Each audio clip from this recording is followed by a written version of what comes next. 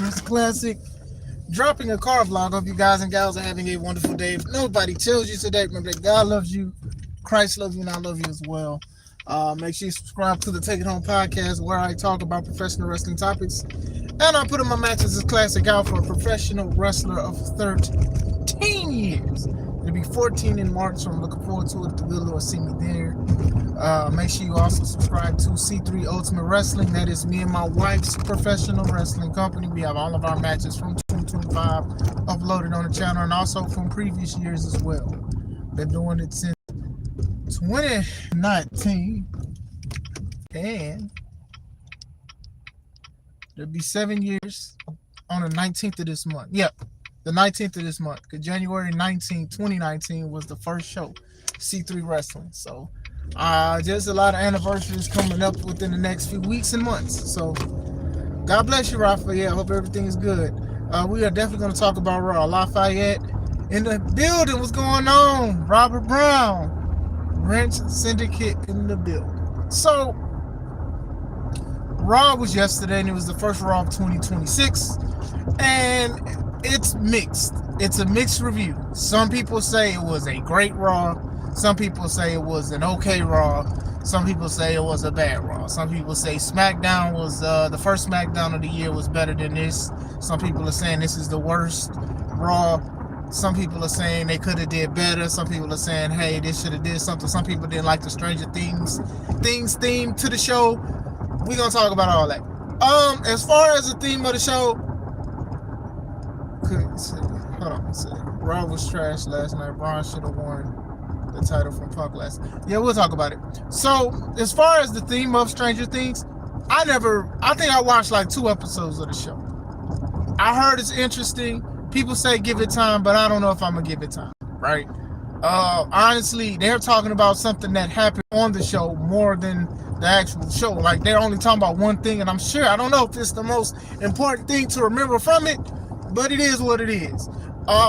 Stranger Things is everywhere. It's not just in wrestling. I see cookies, video games, I see clothes, I see things of things. I know WWE had WWE shop shirts that were inspired by Stranger Things, because Stranger Things is also on Netflix, and it was their series finale, stuff like that. One of the biggest shows out, right? Everywhere. Toys, candy, sponsorships, fast food. It is everywhere. So for WWE to have a theme, I'm not mad at it. Like I said, I don't know much about it. I saw like the set.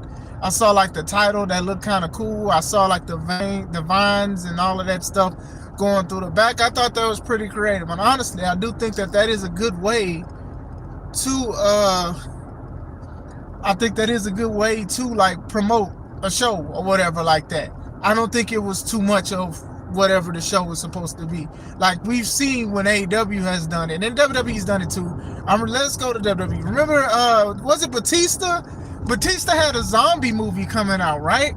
And Damian Priest and The Miz had a lumberjack match with zombies, and Damian Priest won, and then at the end, the zombies got all on top of The Miz, and then we thought The Miz was gone to glory, but he showed up on Raw. So what did the zombies do? Did they diddy him? Diddy him. I remember The Rock had that movie with Gal Gadot and Ryan Reynolds with the egg, and Vince had the egg, and then somebody stole the egg, and it was Austin Theory. Like, we've seen trash themes of shows, movies, and stuff like that. AEW, Texas Chainsaw Massacre. Literally, like, they had somebody dressed as Leatherface come out with a chainsaw, like, to scare somebody off. Like, we've seen things that are very, very bad as far as sponsoring and promoting and an ad for a show. We've seen things that are mild. We've seen things that are crazy. People talk about WWE's ring with the sponsorships in the middle of it and stuff like that. Like, we've seen things, but I don't think the Stranger Things theme of the show, I don't think it took away from the wrestling. They named all the chapters certain things from the show or what was going on. I like that. If you guys remember the show Enter the Limelight, it basically was a tribute to our sponsors, Limelight Comics, and it was called Enter the Limelight, and every match had a name to it. The Man Who Stood Last, the Detroit Dispute, stuff like that. Like Anarchy, Arcade Anarchy. Like, we've had like names, so I'm not really mad at that. I thought that was pretty cool. Braun losing was crazy. WWE don't care about talent no more. WWE just turned into a reality show. So I'm going to try to remember everything. If it's not in order, please forgive me. I did watch it late. I did see the last part of the Rio, which is Rhea and Io versus Asuka and Kairi for the women's tag titles, and they won. The match was solid. Good opener. You guys know how I feel about the women's tag belts. They're not going to have them for long. They're going to lose them within a week, 2 weeks, a few months. It's either weeks or months. It's never like a super long reign with it. It's just like a hot potato.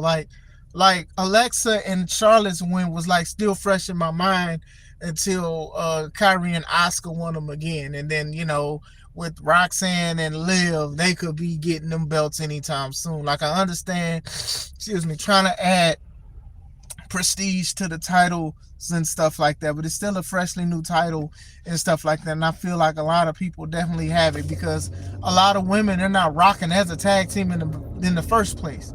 A lot of them are not. You know, Rhea and Io are more singles competitors, but to keep them from not wrestling each other for the umpteenth time and 11th time, we're going to tag them together. And there's nothing really wrong with tagging them together per se, but I do think that is a good way to do it. Like I said, if I'm not going, I'm going off of what I remember, so stuff is not in order. I do know that Gunther came out, you know, he did the same shtick. You know, Adam Pearce warned him saying, hey, go out there, do what you got to do, but be respectful. You know, he said, you know, John Cena this and that, you can't see me, made him tap out. He had a shirt. AJ Styles, he came out defending the honor of John Cena like everybody else is. AJ was like, say it. It was a little awkward. Like Gunther was saying something and then AJ would try to like cut it off. It was just real awkward a little bit. And then Gunther said, I made him tap out like a little, you know what. AJ slapped him, and when he slapped him, Gunther ran away like a little, you know what. And then Gunther went to the back and talked to Adam Pearce saying he wanted to go against AJ. And then AJ just shows up saying, hey, why don't you handle like a man? Don't be like a little bee. You know, he called him, you know, Gunther, you know, I'm looking forward to the match. It was just a little awkward, though. Just a little awkward. I mean, AJ could have just slapped him, and then Gunther could have just went to the back and said he wanted Pearce. Didn't need to see AJ follow the man to say, hey, why don't you stop acting like a little bee? Like, fuck! WWE's Cody and Punk have a belt. Nobody is chasing them. Braun was the only person in pursuit. Drew had to be begged to fight for a title. That's crazy too. That's why Drew should definitely win. Like Drew was basically suspended and he was just chilling, and then Cody shows up to his house. Like, to me, get a belt to Drew at this point. Well, what are we doing here? What are we doing here? And then Cody crying and being upset that he burnt the picture of him and his pops as if he couldn't get another copy of it. Like, come on, man. Like, anyway. I know that Javon Evans is signed to Raw. I don't remember a video of it. People show screenshots. I don't know how it happened. Maybe it's a Raw exclusive or what. So shout out to Javon Evans. The boy is bouncy paws. No Diddy. But, you know, shout out to him. A lot of people are wild and amazed by what this young man has been doing. So shout out to him for being called on the main roster. I did see a promo vignette for Oba Femi, which means Oba will probably lose the belt soon, or he's going to vacate it, or he's going to bring it up to NXT and then, the WWE, then vacate it. I don't know. Happened during commercial break for most of it. Okay, all right, cool. Because I just remember people sharing it online, and I'm like, dog, I don't remember seeing this live. I was looking at it live. So I saw Oba thing, so we'll see what goes on and how they're going to do Oba.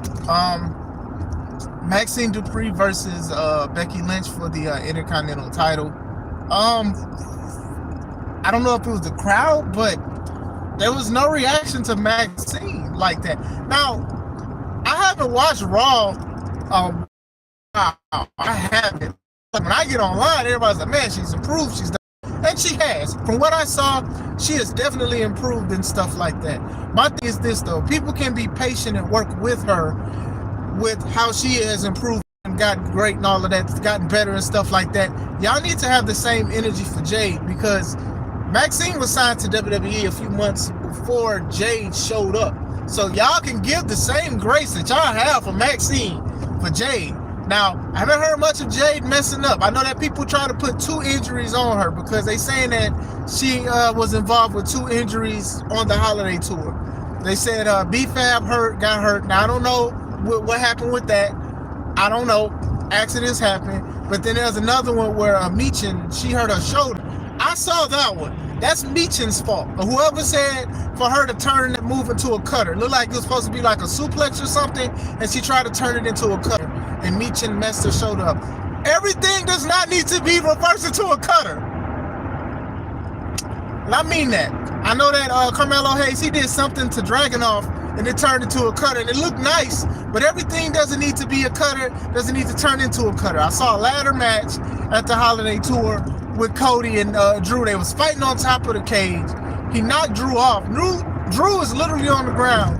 Cody literally just falls back a little bit to go into a cutter. Why would I fall into a cutter? Why don't I let this dude fall on his back? Everything doesn't need to be into a cutter. But still, going back into the point, y'all got this grace and saying, oh, well, Maxine is improving, she's doing this and that. Had the same thing for Jade. They both had belts at one point. Obviously, Becky won her belt back. Becky got it because she rolled Maxine up and grabbed the rope. So obviously Maxine's going to be like, you know what? Run it back.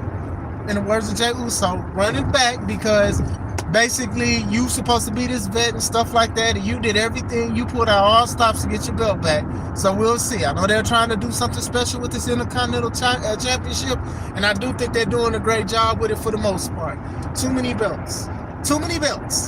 But still,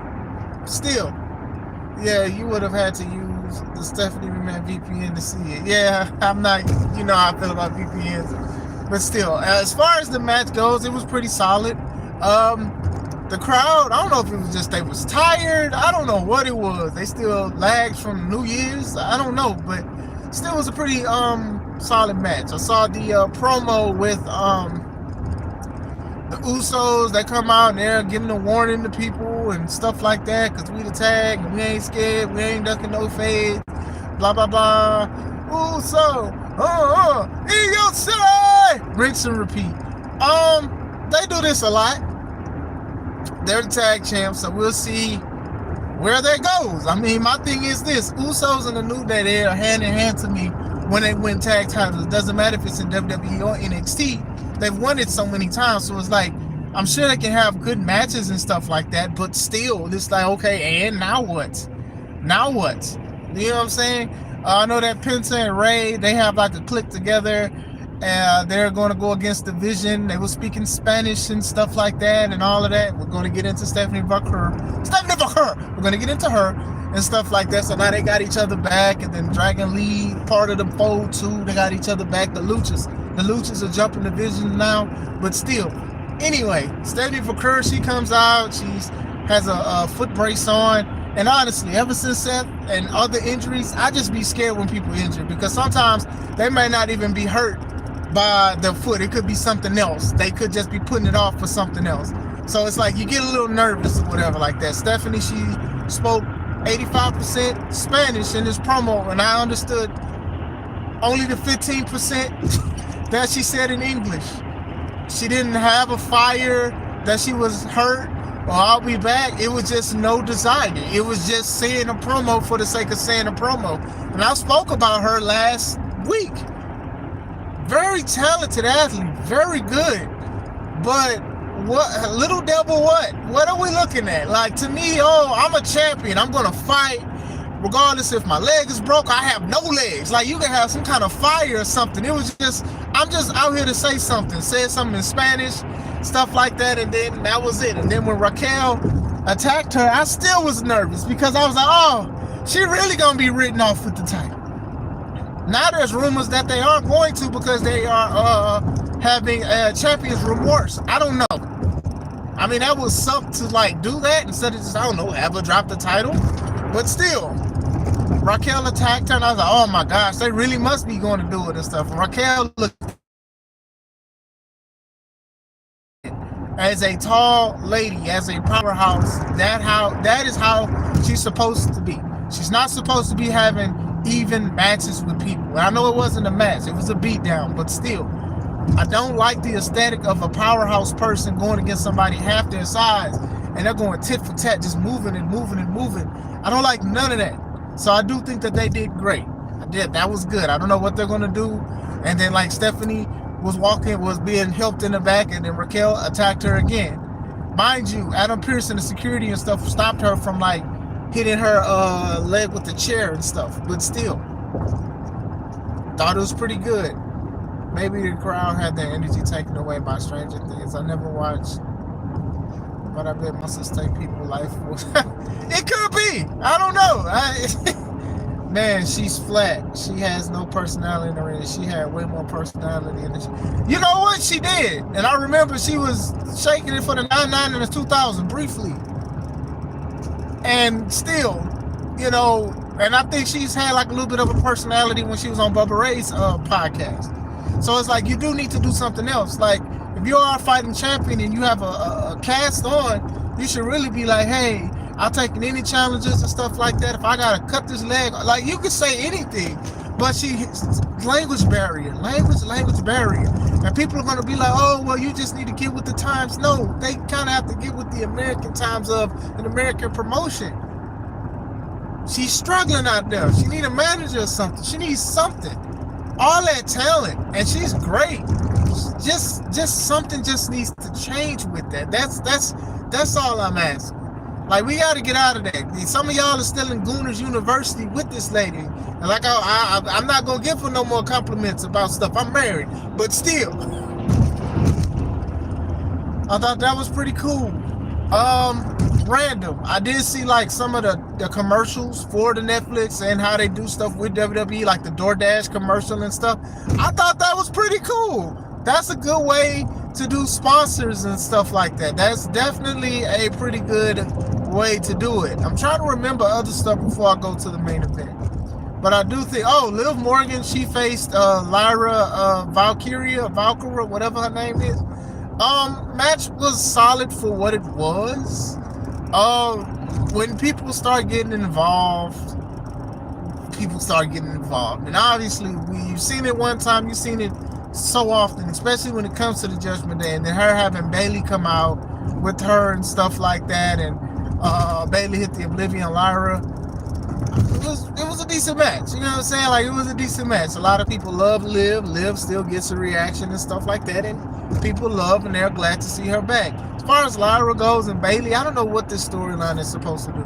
Is this eventually supposed to have Lyra go over a veteran in the company? I mean, she should have did it with Becky when they had the Intercontinental belt, but still, Bayley is definitely the one that would probably give her a better match than Becky, because like I said, I wasn't that big of a fan of Lyra and Becky's feud. It had potential, it just wasn't there. You get what I'm saying?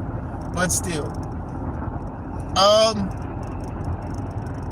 I guess we'll go to the main. The main is very, very divisive among people, and I think the main is like one of the main driving forces to why people said that Raw wasn't that good. Braun Breaker and CM Punk for the Raw Heavyweight Championship. What did I think of the match from start to finish? I thought it was a good main event for Raw. For Raw, it was a good main event.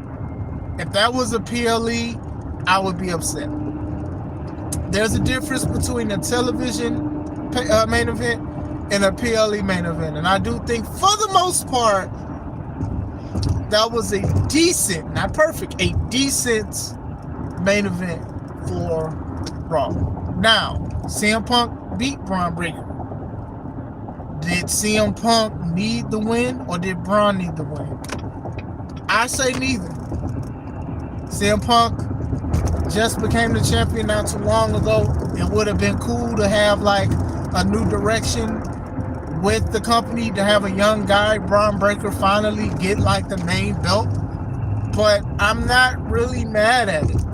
I do think the match served its purpose of who's going to win, who's going to lose. I think they did a good job with it. The interference, I could have went without.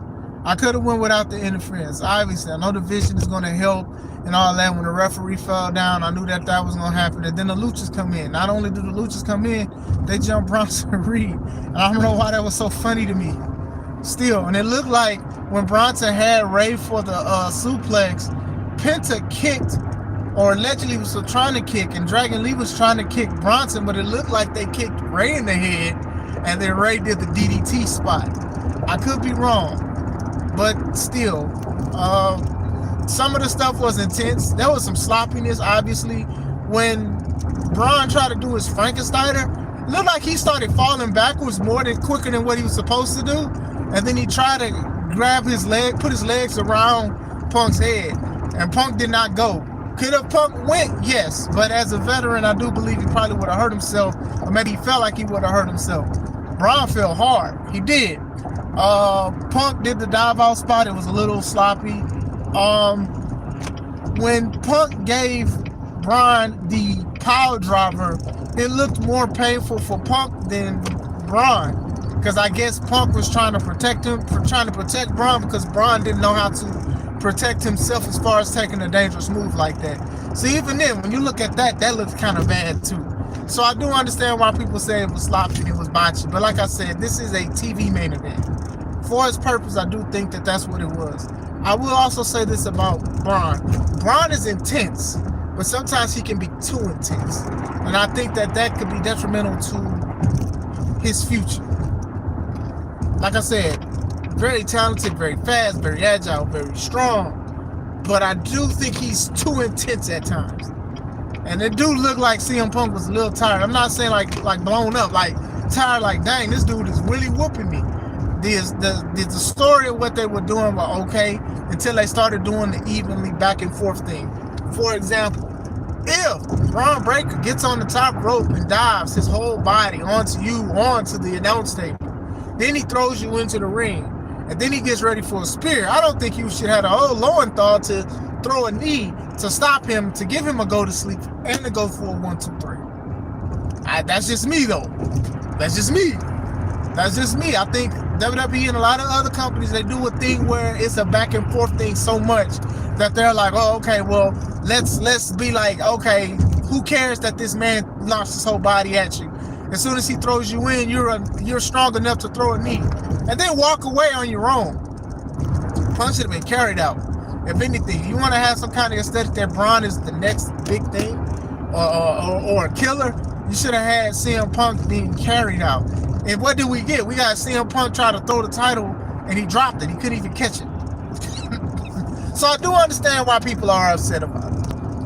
It's not the worst match. Like, people are saying like it was Jimmy and Jay WrestleMania bad. I'm not gonna say all that. It's not the worst match. I do think that people were hyping the show in general up because they were expecting big surprises and big returns that didn't get it, aka Jericho. So I do think that people did overhype themselves up with it. I made a video yesterday about if Jericho returns.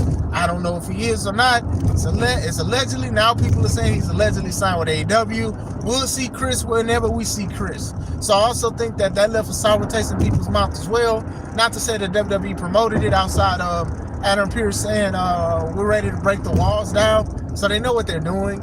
Just like AEW was doing the thing about teasing CM Punk about the last dance and the best in the world and all of that other stuff. So still, you know what I'm saying? Still, right? But yeah, as far as like Raw, it wasn't bad. Like, it was okay. Could it have been better? Sure. But like I said, if this was decent, I don't think they're going to do anything to surpass this. I think they did just enough to make people be like, oh, I'm going to tune into it next week. But like I said, I don't think it's going to do anything. I don't think it's going to get any better. If anything, I do think it's going to get worse because that's just how WWE works. Oh, well, we're going to make this look like it's something special and then just crap the bed because that's just something that WWE does. I'm drinking water. I'm healthy. I'm drinking water, y'all. But what was I say? All right, glad things are good. I don't know if you heard Brother Classic. I heard Jericho re-signed with AEW. Now I don't know if it's true or not. If you did, congrats. Like a lot of people are saying, so like I said, I rarely talk about allegations, but if I do speak about them, I'll let you guys know. If Tony did shell out more money, allegedly, for Jericho to stay, good for Jericho. I mean, I don't think he can help AEW beyond what AEW is doing, honestly. But still, if he wants to stay and get a paycheck and not wrestle as much, because you know, as soon as if he signs with WWE, they're going to have him wrestle. They're not going to have him as a commentator. They may have it for a little bit. They're not going to have him just be an analyst. They're going to have him wrestle. You guys know that. So that's also another thing to think about as well, because I do think that Jericho might have been reflecting on himself. Like, man, maybe I don't need to be wrestling as much. WWE is going to make that man wrestle. Nah, they was bad. Nah, they made me tune out. I waited until it was almost over and skipped to the end of every match. I think I heard the re-sign. So, I don't know. So, you know what I'm saying? But going back into it, I see why it's mixed. I see why people have mixed opinions about the show. Like, they had some good parts, and then they had some parts that could have been a lot better. Am I expecting Raw or WWE to do better next week? No, I'm not. WWE is known to do the bare minimum of something and then get worse. Oh, well, y'all wasn't saying nothing last week. I'm like, well, yes, they are. Like, that's how oblivious Paul is. That's why I say Paul is not that good of a mouthpiece for WWE because of that. WWE could be helped by making matches 5 to 15 minutes, 20 for the main. Only if it wants. Yeah. I don't, like I said, almost every match was competitive. Every match doesn't need to be competitive. Gunther does a great job because a lot of his matches are competitive, but every other match don't need to be competitive. For example, Lyra and Liv could have been 2 to 3 minutes. They could have did the end of what they did. They could have did that. They could have chopped 10 minutes out of that match. Every match does not need to be 10 to 15 minutes. Every match doesn't need to be. And I'm only using that as an example because of the interference. Because that's the most part that people remember. The interference and then Roxanne almost having a malfunction when she crawled under the ropes. But other than that, that's it. That match could have been 2 to 3 minutes long. You could have had a lure to Liv. I mean, the loss wouldn't have hurt Lyra at all. You know what I'm saying? The match didn't need to be that long. Shoot, Becky and Maxine didn't need to be that long. There's a lot of women matches, so don't make it seem like I'm attacking the women's. It's a lot of women matches, okay? It was a lot, all right? What, 3 of them? Was it 3? Yeah, it was 3. Dang, it was 3. Then any... I'm trying to think. And I just viewed this. Was the main the only one with men? I didn't think about that. I didn't think about that at all. Dang. Let me know in the chat. Was the men the only men's match? The main the only men's match? 30 for PLEs only. Yeah, I agree with you as far as the time. WWE is burning me out on 20 to 30 minute matches with a DQ finish. Yeah, they run to it a lot. And they also disrespect their referees. Because the referees are always getting beat up or the referees have to be dumb. And I don't like that. I don't like that because the referees are supposed to call things down the middle. So when you make it seem like they're that distracted all the time, there is a problem. I still remember Backlash from last year. Almost every match had an interference. Almost every match had an interference. I'm like, that was so unnecessary. Some of these finishes was the same. It was the same finishes. And it was just like, oh, that's crazy. Like, why are we doing this? Why are we doing this? Because it was just so much. It was so crazy to me. But still, going back into Raw one more time, I'll say this as I'm wrapping up. It was serviceable. It could be better. I wish they do learn how to listen to their audience, the right audience. You're right, 3 women and 1 man. Okay, appreciate it. I knew I wasn't crazy. But still, I know that they were also promoting their WWE Unreal. Now, I will say this. The second season does look a lot better than what I saw as a preview of Unreal. I don't know if I want to watch it or not. Should I watch it? Y'all let me know. If I do, I will talk about it. But like I said, I really don't like the business being open like that. But that's WWE's decision on what they want to do with their company, with their livelihood, with all of that stuff. But still, I did want to see the stuff with Naomi and then the R-Truth situation. I did definitely want to see the stuff about the R-Truth because I do want to see how they going to lie. Because you know they going to lie. They was lying. They was lying when he got released. They lied so much. Oh, we got you guys. Oh, yeah, we got you. No, we got you for doing that stupid stuff. You shouldn't have let Truth go in the first place. Like, y'all let that man go for what? For what? Not like y'all see it talking about y'all were just playing. No, y'all listen to the fans. Y'all need to listen. I'm not sitting there saying you got to listen to every fan either. Because sometimes people have horrible takes. But still, sometimes it's a if you know situation, honestly. So stick. But yeah, that's it for the most part. If I'm forgetting something, please forgive me. But that's what I saw for the most part. Now, like I said, it was okay. Like, it was all right, I thought the main event did what it was supposed to do. It did have people very, very divisive, obviously, about what's going on, and that's fine in itself as well. You get what I'm saying? I think that's definitely fine. Some people felt that Braun Breaker wasn't ready because of the small mess ups and stuff like that, and I'm like, well, mess ups definitely happen. And that's with anybody. I've seen vets wrestle and mess up and stuff. But I do get what they're saying. I do think that this is a taste of the main event. My only thing about Braun is he is too intense. I'm not sitting here saying you got to be the nicest person and you got to be cuddly and stuff. But when he wrestles, it's just so intense. It's just so intense, man. Braun is being pushed, but it doesn't feel meaningful. Well, to everybody's point that's upset that he didn't win, I can see why. I can definitely see why. What is the point of the vision? What are we doing with the vision? The vision, like, don't get me wrong. The vision, like, belts aren't everything. Championships are not everything. 100% fact.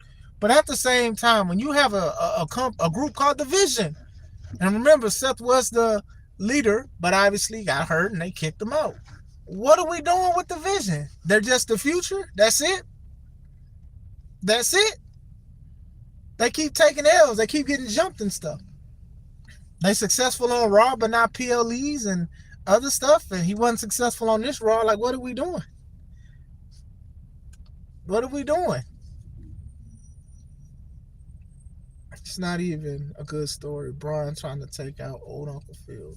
Oba Femi should be treated as another intense guy. Oba should be treated to the main event. Let him wrestle a couple of the vets and stuff, like what they about to do with Trick and Sammy. I feel like Trick and Sammy about to feud. Eventually, I think Trick will win the first match. Sammy will win the second one. And if they do a third one, most likely Sammy will win because they're probably going to put Sammy in the main, right? I feel like they're going to do that. Oba, they're probably going to put Oba on SmackDown. Listen. If you ain't put Oba on Raw, I want to see him and Gunther immediately. Not immediately, immediately. Immediately. I want to see it immediately, honestly. I think he should go to SmackDown, right? I think Oba Femi should go to SmackDown. Because I think that a lot of people are going to... It's like him and Gunther, they're not similar, but they're similar, right? In my opinion. They're similar in certain ways. And I can't wait for those two to lock up. But still, Oba has an intensity, but I think he can control his intensity more than Braun Breaker, right? I truly do. I think Braun Breaker does get excited. Maybe he was nervous. This was a big time thing for him. But it was just like a little bit too intense. A more interesting story would be Punk losing in a non-title match to Braun and doubting he still has it. That would have me locked in. They didn't want to get at the Punk because they should have. They should have actually had Cody do that too when he lost to Seth at Crown Jewel when they was champion versus champion. He should have had Cody do that, but nah, Cody didn't even do it. So it was just like, what was the point? That would have been good. Odyssey Jones would have been the perfect heel for Over and Braun. Man, Odyssey Jones, man. And come to find out, it wasn't even him that was with the situation. And WWE didn't even apologize. They're not going to. They just let him go in the middle of a big storyline with the New Day. It's crazy. They did the same thing with Enzo, though. Remember? They fired Enzo because the lady said he allegedly was doing some inappropriate stuff to her. So they fired Enzo because they was like, well, you didn't tell us that this was happening. I'm sorry. How do some people just come out of nowhere and say it? Like, what kind of mess is this? Hold on.